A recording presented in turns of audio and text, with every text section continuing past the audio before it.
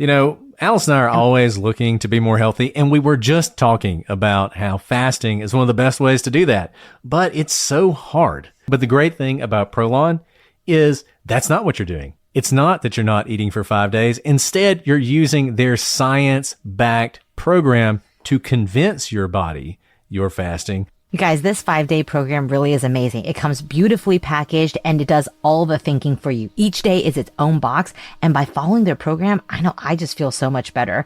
And I can't wait to experience Prolong Next Gen and continue to see results. For a limited time, you can be first in line to experience the new Next Gen at special savings. Prolong is offering the Prosecutors listeners 15% off site-wide plus a $40 bonus gift when you subscribe to their 5-day program. Just visit prolonlife.com/prosecutors. That's prolonlife.com/prosecutors to claim your 15% discount and your bonus gift. prolonlife.com/prosecutors.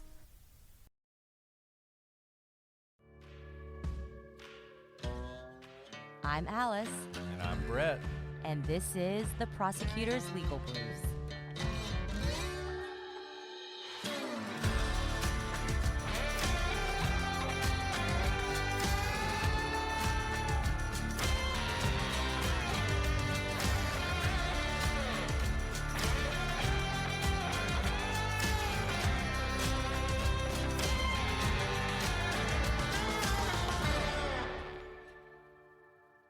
Welcome back to the Prosecutors Legal Briefs. I'm your host, Alice, and I'm joined, as always, by my convicting co-host, Brett. Alice, always with the puns, always with the puns. I'm just glad that it's not just me and you today, because sometimes it's hard for me to help carry the show. But today we're fortunate to have someone else to entertain the audience.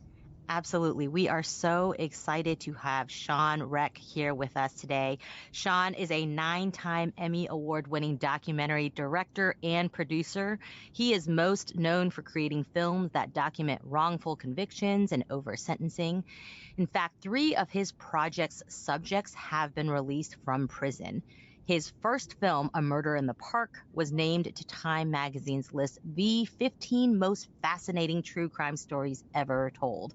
But prior to becoming a filmmaker, Shawn created a local TV program focused on unsolved crimes, and his show led to tips that solved 10 murders. In addition, Shawn partnered with Chris Hansen to start True Blue, a streaming network dedicated to catching would-be sexual predators. And today we are so excited to have Shawn here with us to talk about his newest documentary, Convicting a Murderer, which is available on Daily Wire Plus. Shawn, thank you so much for joining us. I am intimidated by your incredible biography. Okay, stop it now. But thank you very much. I appreciate you guys having me on. It's really important to get the word out about these projects. So thank you for having me.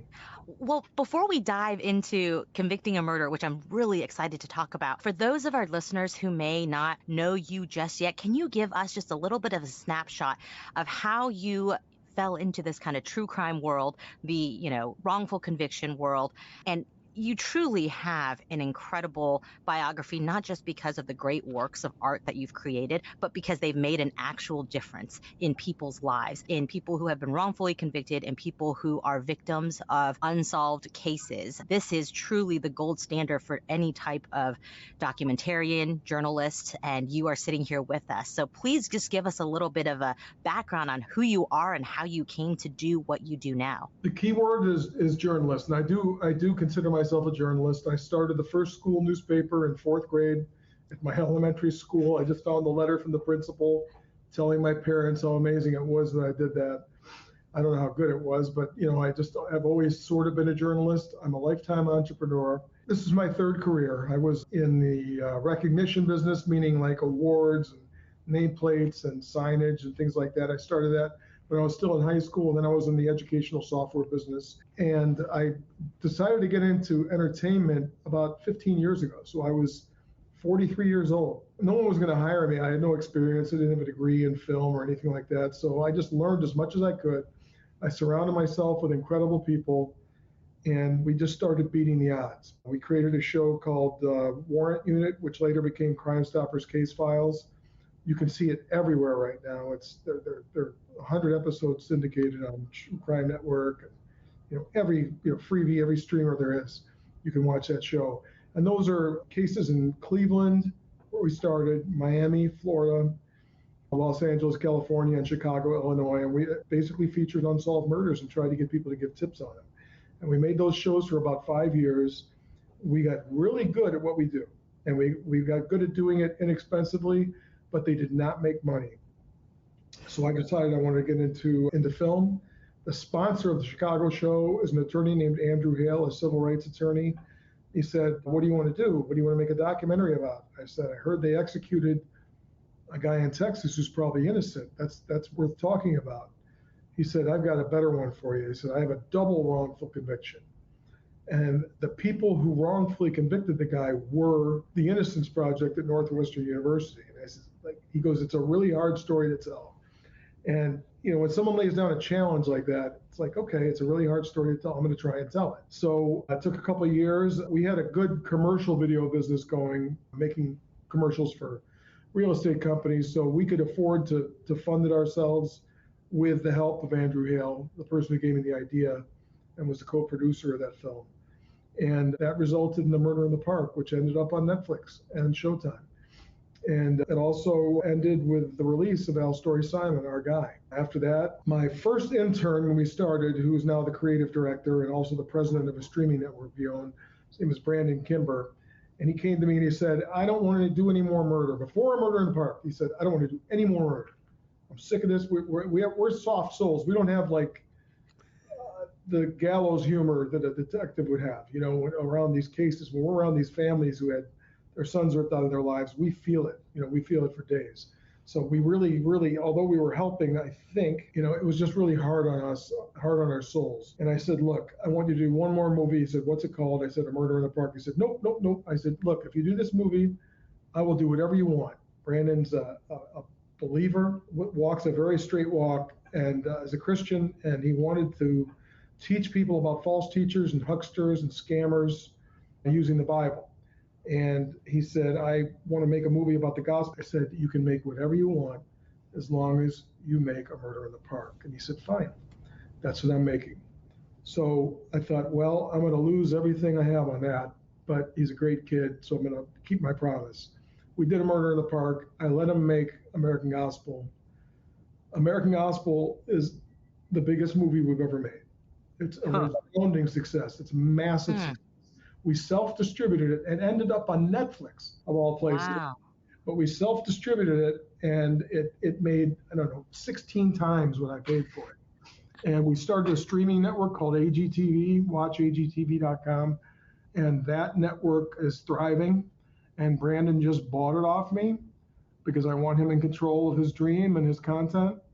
And from there, we made a movie called White Boy, which is about Richard Worshey Jr., who was grossly over-sentenced for juvenile nonviolent offenses as retribution for helping the FBI try to get Coleman Young arrested. After our film, there were a lot of people working for Rick Worshey. There really were, but we liked the. That was a great documentary, by the way. I absolutely loved it. We've talked about it on the show too. Oh, it's really good. I appreciate that. But a lot of people, we say, hey, we put a spotlight on it, and we think we helped a little as far as him getting out. They take umbrage, but I mean, it was the second movie in which we were involved, and he walked out. Thank God he walked out, and he's thriving and he's doing fine today. The third movie I worked on, which isn't released yet, is called Wrong Cat, and that was Andrew Hale, my original partner, single-handedly, with a couple other attorneys.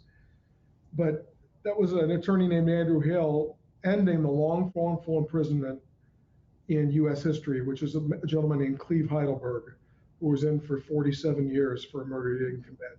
And watching him walk out of prison and filming it and him hugging me might have been the most fulfilling moment of my life. So it is extremely fulfilling doing this type of work. And, I also, as you said, created a true crime streaming network, and Chris Hansen and I run Takedown with Chris Hansen, which is basically a modernized, down and dirty, gritty Catch a Predator. And we have over 40 new episodes at watchtrueblue.com, and people are really enjoying the content. It's like a little Netflix for crime. I mean, there's 800 hours to watch. It's not skimpy. And we just bought the American Sheriff's Network and merged their content. So that's what's going on there. And if people want to take advantage of that network, what's the best way to do that? Well, you can go to watchtrublu.com and sign up there, or you can download the apps. It's on iTunes, it's on Fire Stick, Roku. We were just awarded a FAST channel, so pretty soon it's going to be on Zumo, and it's going to be on, Pluto is licensing our content. It's going to be on Roku as a channel, and it's going to be on Plex as a channel. So people, if they don't want to subscribe, they can just watch our feed and just watch some ads every day. That'll be starting on October 24th. Now, just note for everybody, Pluto sponsored the show, so you guys should all go check out this network on Pluto. That's right. Well, Pluto's putting it on their crime channels. They license the show to put on their crime channels, which is even better for us. But but all that kind of led up to Convicting. And Convicting a Murderer, I'm just a Making a Murderer fan. All right. I watched the documentary. They broke all kinds of rules, and I love that they broke those rules. They had 6, 7, 8-minute scenes. I was taught in the little bit of film training I had, you can't have a scene that long. And they're in a courtroom. They're boring as watching paint dry, but they weren't. Okay. And everybody was fascinated and enthralled and water cooler talk. And I watched the series, and it didn't all totally add up because they didn't close some loops. They brought up things and then they didn't come back to them, like the blood vial and things like that. But it was extremely entertaining, and they constructed a very solid argument that, like, hey, there's just so much smoke, there's got to be a fire. And I thought, man, there's just something wrong here.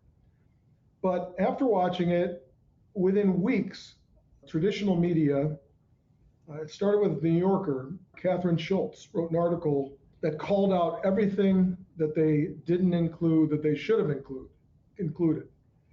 And I read it and I said, whoa. And then on Salon, someone named Bronwyn Dickey wrote a piece called The Emotional Manipulations of Making a Murderer. I read that piece and I was like, okay, I'm one of the people who were emotionally manipulated. And as a filmmaker, I thought, okay, someone's going to come along, someone way better than me is going to come along, a Mark Smerling, the guy who did the Jinx, like somebody like that's going to come along and just tear this thing to shreds and tell people the truth. But it never really happened. Then some of the law enforcement people who were involved, whose lives were pretty much destroyed, saw a murder in the park, and they called and said, you're the first person to ever expose the innocence industry. And I said, well, what do you consider the innocence industry? And they said a cabal of attorneys, journalists, and professors who go out and say they're going to fix these wrongful convictions, and they'll do it with a dime a dozen recant or some iffy DNA in a glob of a lot of DNA, and they'll get these guys freed and they'll get them $10 million checks. And the attorneys, kick back in a lot of cases to the investigators and to the schools. And it's kind of an industry. And I said, yeah, maybe we did. I didn't know I was doing that Andy Hale and I were doing that, but okay, maybe we did. And they said, we've false started a few projects to tell the truth. We've been on Dr. Phil and things like that. But if you want to tell our story, we'll let you. And I said, well, that's not how documentary film works. If you will sit for interviews and commit to not do any other projects, I will do this project. But if I find out you did anything wrong, I'll be there to film you going into prison. So just be aware, this is a serious, deep investigation. And they said, we have nothing to hide. So we started, this is 6 years ago, we started this project. That's how vast it was, and that's how much decision-making there was, because it's not just what Convicting a Murderer season 1 did, and they had a second season with the appellate attorney. It's not just that. It's that Convicting a Murderer caused a train to leave the station, where people found so many more things wrong. They had already, the truther group, which is the people who think Steven's innocent, they already dispel most of what's in the movie. They know it's not true. But they're like, yeah, but what about this? But what about that? They have posters at rallies that say 80 more reasons that they're innocent. And the film made some incredibly deceptive and irresponsible edits that, in my opinion, just appear to be intentional. The filmmaker said, oh, we didn't have a dog in this race, and but that's not true. We have prison tape of prison calls of them telling him that they wanted this to help get him out, and they're out making his movie, and got to get back to making his movie. I mean, they were dishonest. They were his PR team, as somebody in our movie says. So the truth needs to be out there, and I'll tell you why it's important. I don't know, 20 years ago, news networks started leaning political directions. It served their shareholders. They made more money. Fox became super right wing. MSNBC became super left wing. It worked for them, and it left sort of an untold truth in the middle. And that was a fantastic opportunity for people like myself and the tens of thousands of other documentarians in this business to create long-form, deep dive video journalism. And we need to be credible. And I realized after I read all this stuff about how I was manipulated when I watched Making a Murderer, I realized that we need a code of ethics. We need a voluntary code of ethics, just like attorneys have, like journalists have, like doctors have, because we can hurt people. And we can also hurt ourselves and hurt our own credibility and be labeled as fake news if we play games like the filmmakers and Netflix did in the case of Making a Murderer season 1. Let me ask you this. There are obviously editorial decisions made in any project. And some of those decisions, you're trying to tell a story, you're trying to be a journalist, but you also want it to be entertaining. You want people to be enthralled. You want them to binge. I mean, Making a Murderer was an absolute sensation. I watched it. Everybody I know watched it. And it was really good at grabbing onto you and conveying a certain message. And I guess when you think of documentaries, you often think of them as being about the truth, about not having an agenda, not having a bias, or however you want to put it. But certainly now it seems like every documentary has some sort of agenda. It has some sort of point it wants to make. It's not just fact-telling journalism. It's almost like columns, if you want to, relate it to newspapers, right?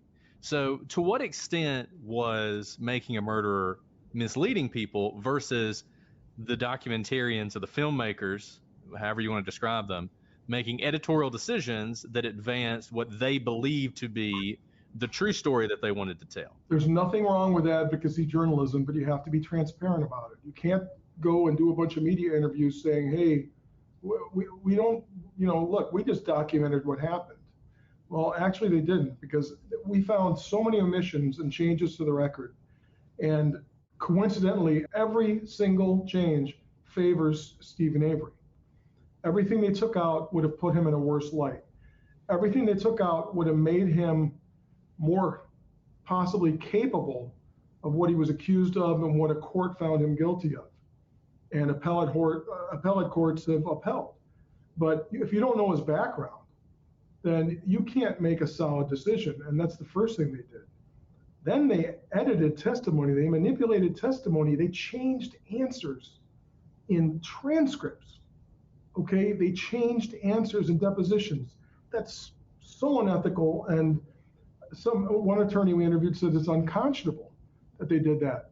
So yeah, you want to entertain, but you have to entertain within bounds. So kind of within those, within this line of narrative here, do you think that for Making a Murderer, it was to get more viewers, or why did they choose, Steven Avery of all people to be the victim here in terms of, I think they were trying to argue that he was framed for the murder of Teresa Halbach. So why him? Why not another person? 2 reasons. The first is that these filmmakers moved from New York to Manitowoc, Wisconsin for years to make this project. They invested their lives in it, and they were determined to get something made. So on their end, they were all in. And this is my opinion, they were all in. Netflix, after seeing their notes, helped to push these filmmakers in that direction, okay, when they purchased this project. And what we think, so Netflix, they work, everybody tells me in Hollywood that they're not artists, they're just a bunch of McKinsey accountants or McKinsey analysts. Everything is data analysis at Netflix. So their algorithms told them they needed a crime story, like a long form crime story. They tried to buy one, a very popular one, and they did not get it. And their backup plan was to buy this thing that had been floating around for years at film festivals and try and shape it into something that'll fill the need that their algorithm said they had. And you have in Steven Avery, a man, and look, I've watched the first couple episodes of your documentary, Convicting a Murderer, and as someone who only watched Making a Murderer and then didn't really care about the case after that, I was stunned about a lot of the stuff you had uncovered. This is a man who was incredibly violent, towards women, who did things like set cats on fire and chained up dogs to cars and drugged them behind them. The murder itself is incredibly violent. Why is it that those folks in Netflix who are looking for a case to catch the cultural moment, and it's not just this one, why glorify someone with that kind of history? I don't know. I can tell you that their stock price went up 8% in that period. I can tell you that they gained over 5 million subscribers. It turned things around for Netflix, according to what I can find analytically. There's an article in Forbes or Fortune about it. It worked. It did what they needed it to do. But when people asked Ted Sarandos, the co-CEO of Netflix, multiple times in interviews, hey, is Steven Avery innocent? He wouldn't answer. So, did they know? I don't know if they knew. I don't know why they chose that. I know that they trust their algorithms. They know they needed a long form crime program. That one was partially made. So they helped finish it. They had their hands in it. They had advisors advising those filmmakers, telling them to make the police look worse, telling them to make uglier music behind the police, things like that. That's not journalism. That's the filmmakers themselves said they used narrative filmmaking techniques to tell this story. Well, that doesn't jive. You can't do both. You can make it interesting and it's got a track and it's got to have beats, but you can't turn it into a Howard Stern skit where you're using sound bites to say something that didn't happen. That's what I feel they did. Did you know that parents rank financial literacy as the #1 most difficult life skill to teach? Meet Greenlight, the debit card and money app for families. With Greenlight, you can send money to kids quickly, set up chores, automate allowance, and keep an eye on your kids' spending with real-time notifications. Kids learn to earn, save, and spend wisely, and parents can rest easy knowing their kids are learning about money with guardrails in place. Try Greenlight risk-free today at greenlight.com/Wondery. Ryan Reynolds here from Mint Mobile with a message for everyone paying big wireless way too much. Please, for the love of everything good in this world, stop. With Mint, you can get premium wireless for just $15 a month. Of course, if you enjoy overpaying, no judgments, but that's weird. Okay, one judgment. Anyway, give it a try at mintmobile.com/switch. Upfront payment of $45 for 3-month plan, equivalent to $15 per month required. Intro rate first 3 months only. Then full price plan options available. Taxes and fees extra. See full terms at mintmobile.com. Bombas makes the most comfortable socks, underwear, and T-shirts. Warning, Bombas are so absurdly comfortable you may throw out all your other clothes. Sorry, do we legally have to say that? No, this is just how I talk, and I really love my Bombas. They do feel that good. And they do good, too. One item purchased equals one item donated. To feel good and do good, go to bombas.com/Wondery and use code Wondery for 20% off your first purchase. That's BOMBAS.com/Wondery and use code Wondery at checkout. So I think, what you're saying about Making a Murderer, it was a resounding success. Made stock prices for Netflix shoot up. People binge watched it. I binge watched it. Brett binge watched it. You binge watched it, Shawn. We were all fans of it. There are these people online who are just, screaming from the rooftops on behalf of Steven Avery. And then comes your new project, which is going to take on the big dogs of Netflix, of all the fans of Making a Murderer. Can you tell us about entering into this? Did you know what had been left out, or were you walking into this with the possibility that maybe you wouldn't find anything and maybe there wouldn't be a film at all? How much did you know had been left out at this point, other than the couple articles that you had read? Because this is it kind of sounds like a David taking on Goliath sort of situation with your making of Convicting a Murderer. I'm sure Goliath's going to win. I know everything I made has been on Netflix for the most part, and I don't expect anything to get on there again. But this just had to be said and had to be told, and someone's got to call for these standards. So Goliath is definitely in charge, and Goliath will win. And to tell you the truth, I'm still a huge Netflix fan. I'll always be a subscriber. It changed life for a lot of people. It's a reason a lot of us don't have $300 cable bills anymore, because we can be thoroughly entertained for under $20. So Netflix has done a lot of good. But I think in service, so I don't think their intentions were nefarious at all. And you know, the host of our show may disagree, but I don't know that they were nefarious. I think that it was in service to their audience. I think it was in service to their shareholders, maybe selfishness too on the parts of the higher ups, but this is all my opinion. But I don't think they intended to go out and hurt anybody. There's one note from an executive that the filmmakers didn't see that we have, where a Netflix advisor says, "Man, we're kind of saying that the cops killed Teresa. Aren't we going too far?" And someone says, "No, I'm cool leaving it in." I'm paraphrasing. And that executive said, "Well, I hope people understand this is just a theory." You know, so in as much as, I mean, I think they were reckless. I think a court found that they didn't meet the standard of libel slander. I think they did, but I'm not an attorney or a judge. So, you know, the judge ruled, and Netflix won the defamation case brought by Andrew Colburn. I think that there was enough proof there that they at least were reckless. So was I taking a risk doing this? I used other people's money, to be honest, so it wasn't that much of a risk. And I knew that what we had was pretty good. And if I had access, meaning if I could just interview these supposedly bad cops, which is what I did, you know, several times, and let them speak their mind. They weren't always correct. They admitted to some things they did wrong too. But if I had them involved, they would have enough credibility. But we discovered so much in the meantime. We didn't know we were going to interview Avery family members, multiple Avery family members. We didn't know we were going to get on the lot. We didn't know we were going to get boxes of family photos and videos from the Avery family. The access we got was just unprecedented. I feel like we got more than the original filmmakers did. And for those who are now, you know, listening to this and haven't watched Convicting a Murderer yet, can you give us kind of snippets, maybe the top 3 shocking things that were left out of Making a Murderer that you were able to uncover? We've talked a little bit about, you know, his background and also the notes from, you know, the Netflix executives.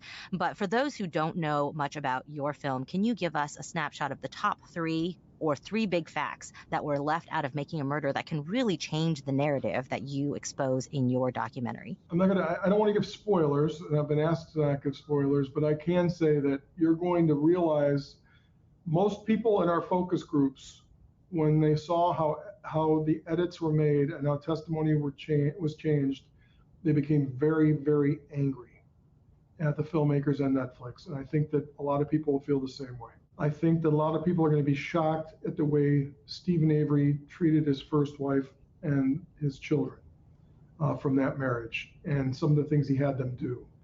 And I think they're going to be extremely shocked. You know, the burning of the cat lived, so he burned it again. Netflix didn't say that. You know, he's kind of a diabolical guy. Does burning a cat make you a murderer? No. But you're going to see an awful lot of other evidence that points to him having been, that points to the courts having been right in their rulings on this case. The audience can make their own decision. We present it out there. We have a layer of commentary. Candace Owens rewrote this entire project, and she added a level of commentary, which I don't usually, you know, I've never done before, but it's interesting, and she's entertaining, and she brings a lot of fans with her, and I think it's going to be helpful and make it more entertaining. But there's still a pretty even-handed story beneath all that, in which people can make up their own mind. We show some sins that were committed by law enforcement. We confront them. They admit what they did was wrong. We can't explain the key. We really can't explain the key that was found. I'll tell you that right now. Don't look for that in our series. But what everybody says is, you know, we didn't need that key. We didn't need half of the stuff we had to get that verdict. So I was, getting back to the beginning, I was pretty confident that we weren't going to bomb out on this. What I did not expect was to be completely blackballed in Hollywood. And that did happen. And in New York. You know, my agents who sold every piece of work that I made refused to represent this film. They didn't even tell me to my face. They just sent me a rejection letter after they told me I was a permanent client. And they co-produce huge projects with Netflix. So of course and Netflix didn't tell them to reject me. This is just, the ecosystem. It's like, there's no way we're upsetting them. The aggregator who I use to put things on iTunes and Amazon, no way, man. I'm a Netflix lab. So then someone says, I'm going to send you to the biggest documentary agent in Hollywood. I go to this place, these bungalows where they put stickers over my phone because of all the famous people there. And I walk in and have this meeting with them. And I'm telling about all my projects, including this, because we have multiple projects here. And when I mentioned this, it's the first time he looked away from his phone. And he looks at me and he smiles. And he said, dude, I have to work in this town. I was like, all right, that's the end of that. And when I walked out of the bungalow, the documentary boss of Netflix was sitting at a table in this place. So his best friend. So I didn't realize that, we had other offers for this, but not offers we wanted. And a lot of people just didn't, even buyers from other streamers, just because they might want to work there someday. Who knows what the reasons are. They were just like, man, this is just too hot. We can't touch this. This is their brand. I'm like, well, they're not going to buy it and show what they did wrong while they're in the middle of a lawsuit.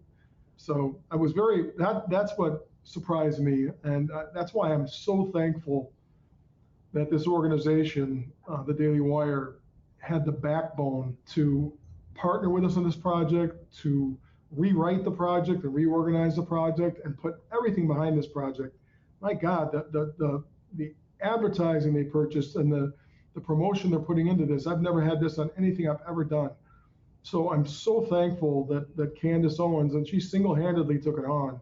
There's a team there, but if she wouldn't have wanted this, the project may have died. And I'll say this, I feel like everybody, in true crime is talking about this documentary. And I think there are a lot of people out there, despite the fact that Making a Murderer was so slickly produced and had such an obvious viewpoint, who came to the opposite conclusion, either because of their own research or reading some of those articles you said. And I think there were a lot of people who were waiting for this, who wanted to see a sort of a straightforward, less biased approach to this, to know what the truth is. I mean, you mentioned it earlier. I think trying to get to truth is so important, and it is dangerous when there are people who have entrenched interest. Alice and I have ran into that when we've tackled controversial cases and come out the opposite way that a lot of people wanted us to go. I mean, it is almost a religious fervor with some people when it comes to the outcomes of these cases, and to these people who they see as almost martyrs to an unjust system. And if you say no, and as a matter of fact, the system did exactly what it was supposed to do, there is a rage that goes beyond disagreement on the outcome of a case. You should see the tweets I'm getting right, or whatever they're called in X. But here's how a psychologist and a sociologist described this to us. They said, you can take a pillar of their argument and destroy it, and they're just going to partition that off and focus on the next pillar. And he said, what we're doing is an assembly of all these smashed pillars. So maybe it will win some people over. Do I think we're going to win truthers over? Absolutely not. They're just going to smash your TVs, okay, and threaten my life or whatever they want to do. But Joe Public, Mary Housewife, who watched this thing, maybe they're going to be like, oh God, if I would have known that, this all makes a lot more sense. If I would have known that Steven went on a burglary spree on his honeymoon with his newlywed wife, maybe I'd know that he didn't just steal a cheese sandwich and some quarters like Netflix said.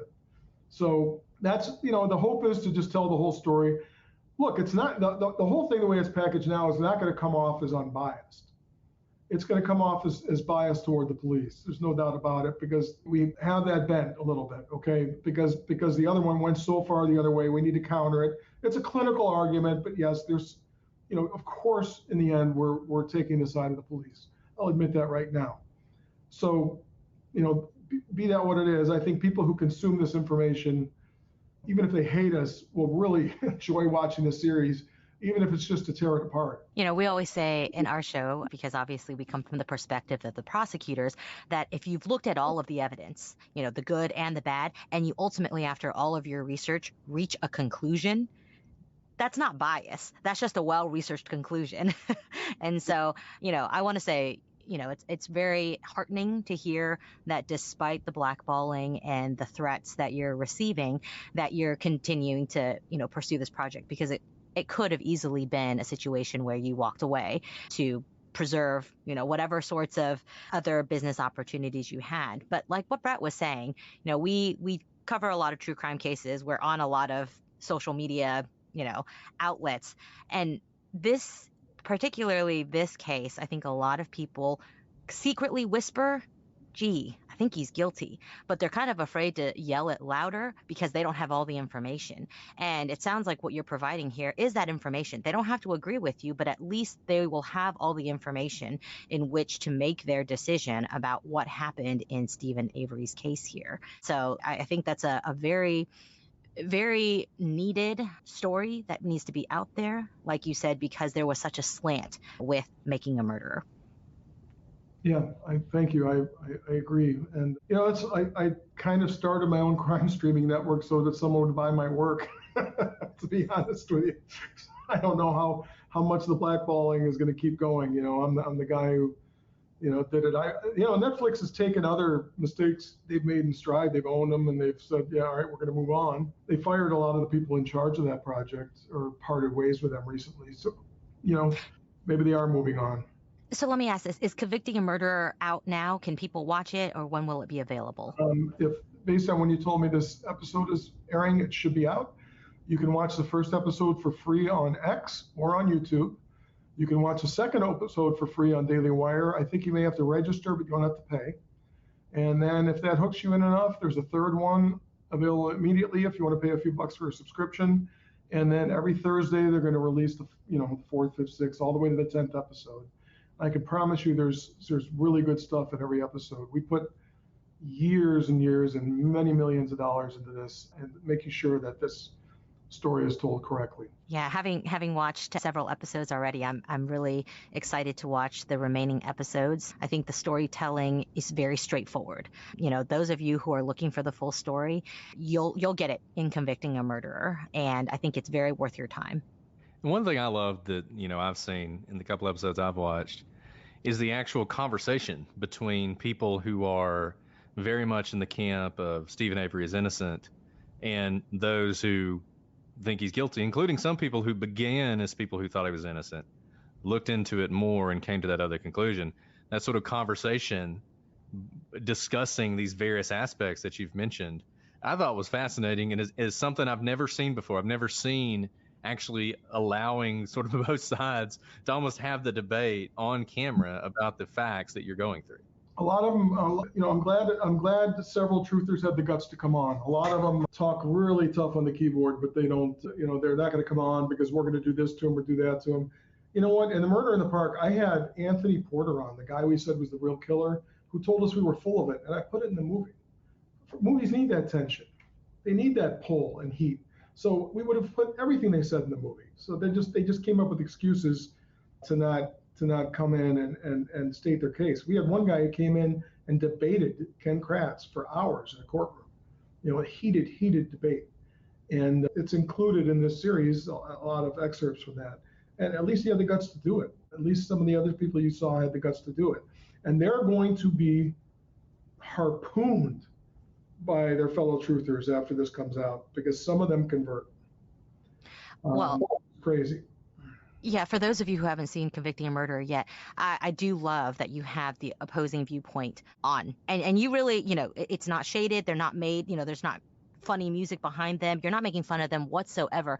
In fact, what it shows is that you are confident in the conclusion that you're going to reach, and it's okay to have opposing viewpoints because you're not trying to get to a predestined answer. And I really appreciate that you don't try to make, a clown out of people who disagree with your ultimate thesis at all. You treat them with incredible respect, and truthfully, I didn't know which side was which side, and I had to kind of read the caption as to, who was a supporter or who was someone who had their doubts about the conclusions reached in Making a Murderer. So those of you who are, who would like to see that conversation, it's fascinating because it is really a Twitter conversation or an X conversation, except with a lot more civility, and it allows for follow-up without this kind of screaming over each other. And frankly, something that we need more of today in these kind of conversations, because ultimately there are real victims and real people's lives at issue here, like you mentioned, Shawn, at the beginning of our interview. Teresa Halbach has lost her life. She has loved ones around her who want justice for their loved one, their sister, their daughter. And also we have the Avery family, who has been through a lot, not just obviously with the Teresa Halbach case, but with the wrongful conviction that he served previously 18 years for. There is a lot of people who are affected by everything happening within this saga, and the truth does matter. So thank you for telling that story. And before we leave, I really want to make sure that anyone who wants to see True Blue or any of the other works that you've done, they know how to do so. Yeah, if you want to see new, crazy Predator episodes called Takedown with Chris Hansen. We have 70-year-old men driving 200 miles to buy a 13-year-old off their stepdad. And that's how bad this is getting. They walk in, they know it's Chris Hansen, and you should see their faces.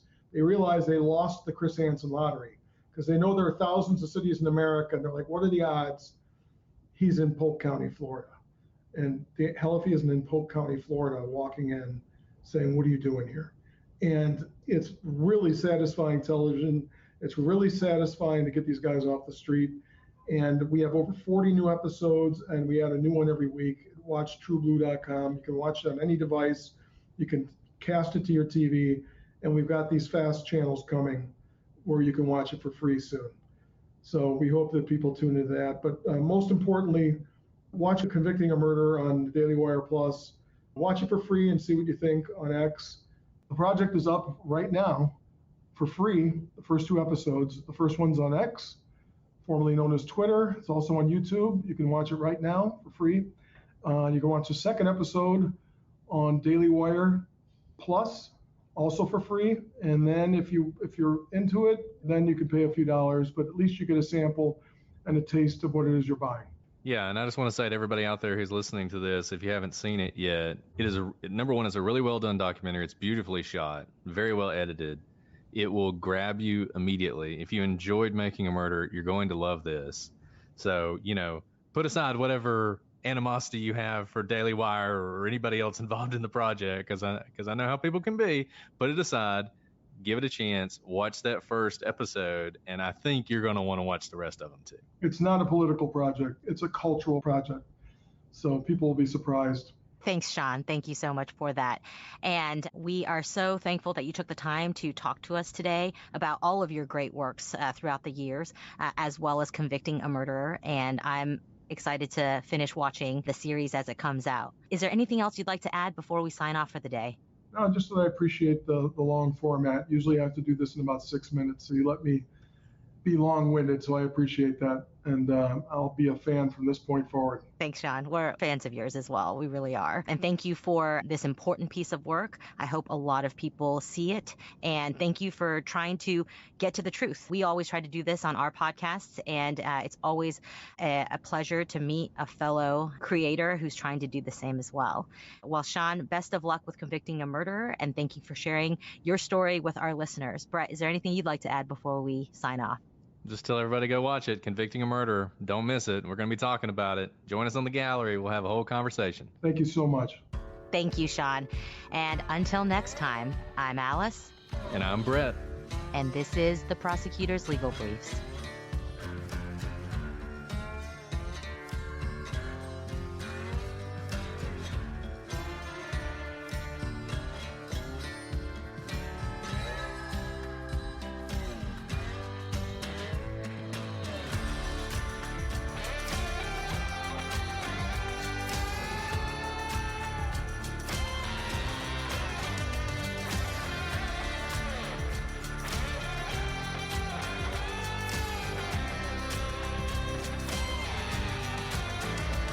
So I had 4 episodes planned for Halloween, but then I realized there are 5 Tuesdays, so now I got to come up with another episode.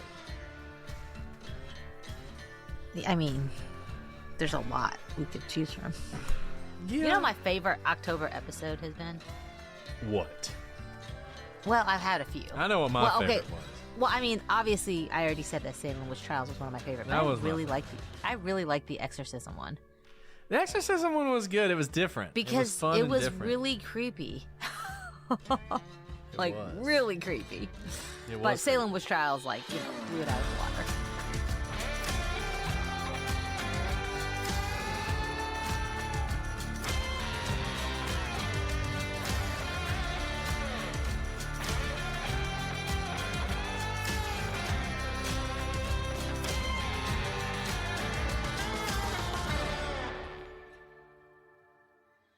Craving your next action-packed adventure? Audible delivers thrills of every kind on your command, like Project Hail Mary by Andy Weir, where a lone astronaut must save humanity from extinction, narrated with stunning intensity by Ray Porter.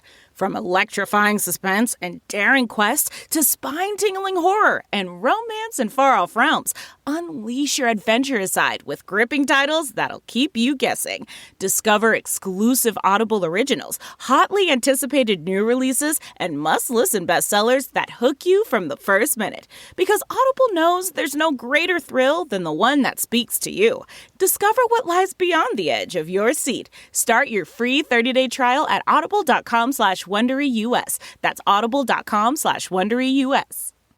If you're a parent or share a fridge with someone, Instacart is about to make grocery shopping so much easier. Because with family carts, you can share a cart with your partner and each add the items you want. Since between the two of you, odds are you'll both remember everything you need. And this way, you'll never have to eat milkless cereal again. So minimize the stress of the weekly shop with family carts. Download the Instacart app and get delivery in as fast as 30 minutes. Plus, enjoy $0 delivery fees on your first 3 orders. Service fees apply. For 3 orders in 14 days, excludes restaurants.